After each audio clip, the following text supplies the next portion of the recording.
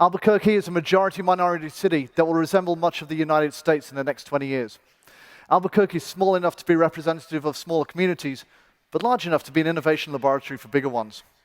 City of Albuquerque Mayor Richard J. Berry speaks passionately about promoting economic mobility for all residents. We wanted to know, what is the smart way to do the right thing? We felt that we needed an outside viewpoint, and Code for America helped us think outside the box. We asked ourselves, what factors prevent residents from developing skills and achieving upward mobility? As many Albuquerque residents still feel the impact of the recession, the answer wasn't so surprising. For many, life happens, and they aren't aware of the government and city services that could help them. Meet Yvonne. She's a 30-year-old native New Mexican woman who struggles to make ends meet. She makes around $12,000 a year working as a part-time chef. It's Monday, 8 a.m., and she has a tough decision to make today. Whether or not she should use her savings that she's been saving up for the past year or so to go back to school and get a better job, whether or not to use those funds to pay for her son's emergency medical expenses. She said it's very hard to get ahead financially, and anytime something comes up, that takes away from her ability to save. What Yvonne doesn't know is that there's a city service that could help her just down the street from her house. However, because she's unaware of that service, she goes and borrows from her future, taking the money out of her savings and taking one step further away from her ideal career, skill set, and education that she'd always hoped for. That evening, she goes to bed, very stressed out, and gets up in the morning with the same amount of stress and goes into her office and continues to be stressed, becoming less engaged, less productive, and thinks less about her future. So early on, we learned a pretty shocking fact about New Mexico, that it has the highest percentage of working poor families in the United States, estimated at about 44%. That means that a little less than half of the population in New Mexico is like Yvonne, struggling to make ends meet because they're too busy trying to meet their basic needs.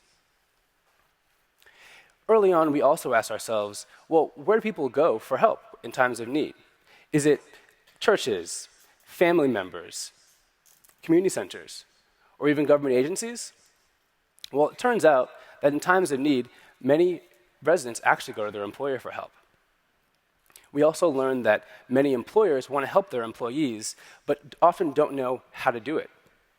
After all, the success of their organization depends on the mental, physical, and financial success of their employees. Take Ken and Molly, for example.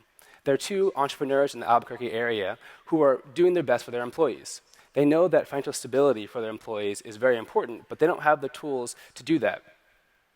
They want to have a conversation, so something to talk about, so that they like the idea of being able to open up accounts for their employees and be able to talk about that.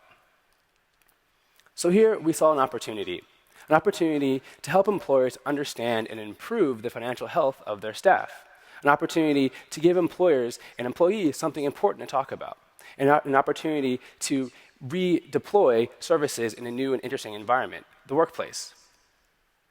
So introducing the Financial Wellness Calculator, a tool that helps employers achieve financial wellness by connecting their employees to existing city services.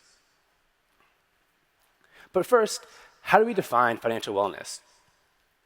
We reached out to our colleagues at the Consumer Financial Protection Bureau and learned something.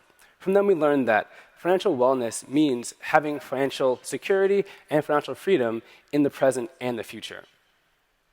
So using that definition as a baseline for our product, which consists of 3 elements, we created our product, which is a survey, a report system, and a recommendation system of city services. In our application, the application allows an employer to send out a quick and anonymous survey to their staff to better understand their financial health. The application also provides a report to that employer and visualizes the data from the survey. And based on the needs found in the survey, the application recommends pre-existing city services that an employer can plug their staff into. So returning to Yvonne, her employer would be able to see that, like Yvonne, many of his or her staff actually struggles with debt or saving for the future, and will be able to tie them into the appropriate services. Most importantly, government officials can see all of this anonymous and aggregated data from all of the organizations on the platform to be able to see needs and trends in the community. which can help them make better decisions as far as how they support service providers and also provide new services. Overall, the financial wellness data that we are collecting in Albuquerque helps employers help their staff gain financial stability and helps governments understand how to better support services in the city. It's early days yet. We think we've got something really exciting and we're impatient to see the data grow. We're starting to connect the dots in a deep and meaningful way so that employers can understand the very real struggles that their employees are going through on a daily basis. We're using data in a powerful way to show employees where they stand on a spectrum in a language that is meaningful to them. The people who want to help are connecting the people who need help with the people who can help. And most importantly, we're starting a dialogue between employers and the most valuable asset that they have, their employees. Thank you. Very much.